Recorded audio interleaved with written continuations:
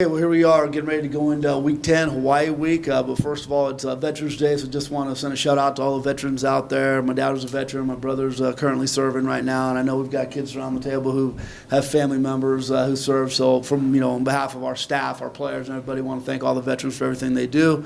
Excited about the week. It was a much needed week off. We had a lot of guys banged up, so it was good to get those guys, healthy, get them going right. And obviously, a little disappointment after the last game. Being able to regroup, talk about that, message it right, just get our minds right where it needs to be to go out and go fight for a win against Hawaii. But we're excited about it here at Sam Boyd, coming down to the last two games there. 1 o'clock kickoff should be a really nice day, so we're excited about that. And guys all came back into town, had a great practice last night. So we're excited about it. Hawaii is a team that puts up a ton of points. They average right at around 37 points a game, and they give up right at about 36 points a game. So they're kind of, they play good defense. They're opportunistic. They create turnovers, but they want to get the ball to their offense as quick as they can, and they want to be explosive. So you got to do a really good job of creating some turnovers. I think, if you can, you want to shorten the game a little bit. You got to be able to establish the run. They give up a little over 200 yards rushing a game. With Justice Oliver shown out, makes it a little bit tougher, but we'll do some shuffling up front. And Noah Bean will be out this game too, so you'll have those two guys out. But we get Daniel Godfrey back. We get Jamal Neal back. That's good. Dominion Nezenwa on defense, not sure about him. So, it's been a tight game since I've been here. Every year since I've been here, it's been a heck of a football game, come down to the wire. So we expect to play well and do the exact same thing again and hopefully come out on top. You talked about at the end there, there's been a lot of crazy moments in this rivalry. Yeah. As a coach on the field, when you get in those situations where it's like last year's game, what do you tell your two players as far as how to handle that?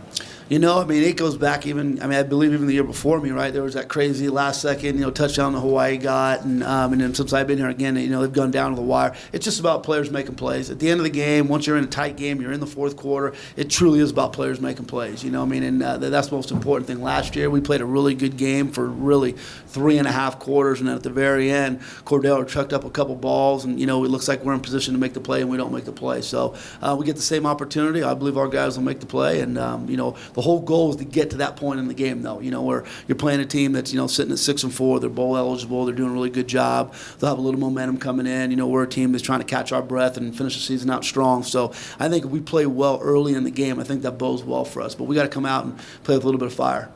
For the players, how does this, out on the field, when you play Hawaii, how does it compare to some of your other rivals you face, as far as the intensity goes? Probably because, like Coach Sanchez said, every game I've been here has always been close. Last year, they had that spectacular fourth quarter. They came back, they beat us. So on the defensive standpoint, it's like keeping our guys calm and collected and make sure that, we got to finish the job, this game. We got to make sure that we don't, like Coach said, when we're in a position to make the plays, we got to make them so we don't give them those chances or opportunities to come back like they did last year. Yeah, most definitely. Hawaii's one of the teams that we play every year. I've played them every year in my career at UNLV. So it's just one of those games that you look forward to. We have a lot of guys on the team that have a lot of ties back to the Hawaii home state. So it's just a real good game. It's a real good atmosphere, whether it's home or away. I'm glad it's at Sam Boyd.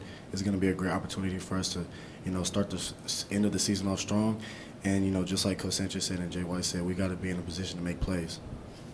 Tony, San Jose scored on every drive and still lost to Hawaii. Does that, going in as a coach, do you think, hey, we got to be more aggressive and we got to either, go for it on more fourth downs or can't settle for field goals at all? Yeah, it's funny. You watch the game. There wasn't a single punt the entire game from either team. So nobody punted the football. That doesn't happen very often. And I think that just kind of leads to what they do. They're both teams that are aggressive to go for it on fourth down. They're both teams going to take multiple shots. And it really were if you're past the 35 and it's 4th and 2 or less, those teams they're likely to go for it. So I think it is. Again, you got to get their offense off the field. And then when you do have the football, you kind of want to get them stale a little bit. You love them to sit on the sidelines for 4 or 5 minutes. You go back to our game last year, and the second possession of the game, I don't know what the total was, but it was something like a 12 or a 14 play drive. It took like 6.5, 7 minutes, and it's hard for them to kind of get in their rhythm when we're doing stuff like that. So the tough things for us going to be able to go ahead and do that. But if we can do that, I think that's really the goal. But you're right. If you get in situations where you're around midfield and you got a 4th and 2, that might be something you might be a little bit more aggressive with because you're trying to keep the ball away from them. What is Armani's status? Again, he looks better. He still doesn't look 100% running the football, but he looks close to it. Last night, he did a couple rollouts, and it's the best he's looked. Again, it really comes down to, him expressing to us that he feels like he's ready to go and be able to do the full menu, Again, right now, Kenyon will start the game. I'm hoping that he'll be available, and not just available to come in, but available to go ahead and, and do some of that QB run game that he does so well. Obviously, he can throw the ball, right? But we need him to be that dual threat guy to be effective. So at this point, it's basically him saying, hey, I'm good to play. I'm ready to play 100%. Yeah, before we start game planning with him and doing different things, right now Max is a little bit, the last bunch of weeks, he's been more of an available guy to run the full menu. I mean, again, when you're running read zone, you're running some of the QB counter stuff, you're doing stuff where the quarterback's going to have to get outside of the pocket. Armani, again, has been a little limited. He expressed that in one of the interviews, I think, just 2 weeks ago, So, it's hard. You can't force a player to go do it, You can suggest it. At the end of the day, it's up to the medical staff and it's up to the individual player. But he's got to feel like he's comfortable doing it, because the worst thing that we could do is put him in a situation that mentally he's not game for. I mean, if he's out there and he's half in and half out, that's not a good situation for him or us. What are the injuries to O'Shawn and All we've shown is a high ankle sprain. He's got a high ankle sprain, so we'll see. Hopefully it's something that, he got last week off, taking this week off. Hopefully it's a guy we can get back for the end of the season. Dominion's also an ankle sprain. And Noah Bean's a concussion.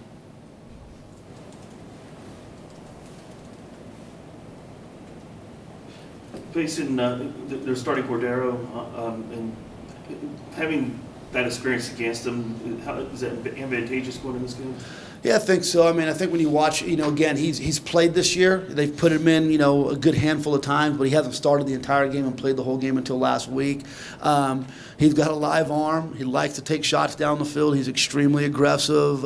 He's not as big and physical of a presence, but you can't be fooled by that either. He still can tuck it and pick up some of those hard yards, but he's gonna test us down the field. He loves to throw the ball down the field. That's something we've been susceptible to. So we're gonna have to find a way to put pressure on him, right? We're gonna have to find a way to get him kind of guessing. We can't just be so vanilla in our coverages. We got to make sure that we do a good job of keeping him off edge, but then we got to find a good way to pressure him. You have to prepare for both quarterbacks, or you just preparing for him? Well, they're going to run the same system. McDonald's a little bit different, with some of the things that he does. Again, his physical presence, pulling the ball and running the ball, But again, they'll both do it. Rolovich, he's a system guy. He's going to run his system. I don't think it matters who's in there. That's why he's been so comfortable in the middle of a game, just making a change for a series or two or ending the game with a different quarterback. So I think he's comfortable with both those guys. But that was a big decision last week he made.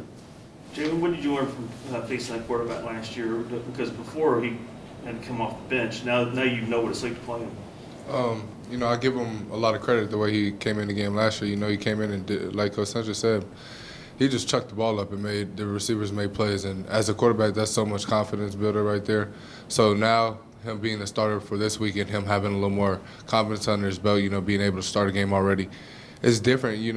It's like he understands probably defense is more better. You're not just coming in the game and just being able to check the ball. You have to be a leader out there. You have to understand you got to control the clock. You got to do all these things. But with him, like he said, Hawaii's system is just, they're going to get a quarterback and they're going to check the ball. That's simple as that. So our thing is, as a defense, we got to make sure we rattle them. We got to make sure we put pressure on them. And our backing guys, we got to cover. Simple as that. When you face a team like this that's used to scoring on pretty much everyone, how much patience do you have to have as a defense, knowing that they're probably going to get their shots? Oh, of course. I think one of the things that as a defense, when you face Hawaii, you have to understand they're going to make their plays, but it's about how you can limit them to making their plays. Like you said, there was no punts last game. That's not heard of. So when you have a team that is going to go for it on fourth down, you got to be prepared. You're going to play all 4 downs when you go play Hawaii. So that it's just about every little critical mistakes that we do as a defense. It could cost us. So we got to limit those. And Darren, you guys have beaten them, I think, 5 straight times here. So obviously you've had success against this program. Does that mean anything going into Saturday?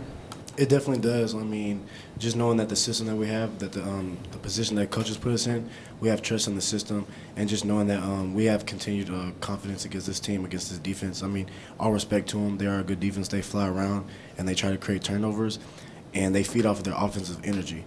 So as long as we can go out there and, like Coach said, get them out of their comfort zone early. You know, push the ball down the field, run the ball. You know, just control the tempo the way we want to. We can make some plays and control the game. Tony, is there something, they call this the ninth island, whatever, Yeah. lots of Polynesians live in Las Vegas. Does it add a little, and you got that trophy that you're playing for, whatever, but does it add a little excitement to it when you got Hawaii coming here, knowing that there'll be a ton of fans for Hawaii also? It does. It does. I mean, again, you know, it's something now that we experienced going into, you know, 5 years of it. And I don't care if we're there or they're here, we're going to get a big crowd. You know, I mean, we'll get a big, you know, obviously Ninth Island, you know, large Polynesian population right here. Again, Darren said it. We have a lot of guys, you know, on our team that are from the islands or have family over there. So I think it adds to the excitement. I think it's one of those true kind of natural rivalries that kind of organically happened over time. So it's an exciting game. What about for both players? Do you guys kind of have a feeling that way also, Jamin and Darren, that it's a little different this weekend? Of course, you know, like we have a lot of people on the team that have family ties for this. So, you know, if you have people in your family that root for a different team and you root for a different team, you know, that's family rivalry right there.